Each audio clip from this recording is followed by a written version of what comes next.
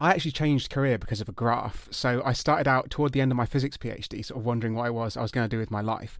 And this graph is it's actually quite a simple graph. It's the graph of how likely you are to die based on how old you are. And of course, all of us know that older people are more likely to die, but just how much really shocked me. So I'm currently in my 30s. That means my odds of death per year are somewhere in the region of 1 in 1,000. And I quite like those odds. But the problem is that those odds will carry on increasing as I get older. And in fact, they double in humans about every 8 years. So that means if I'm lucky enough to make it into my 90s and there's no progress in medicine in the intervening time, my odds of death every year will be somewhere around 1 in 6. That's sort of life and death at the roll of a dice. And so, as a human, you can look at that and think, well, that's terrifying. I've got this exponential wall of mortality coming towards me, inevitably as time passes.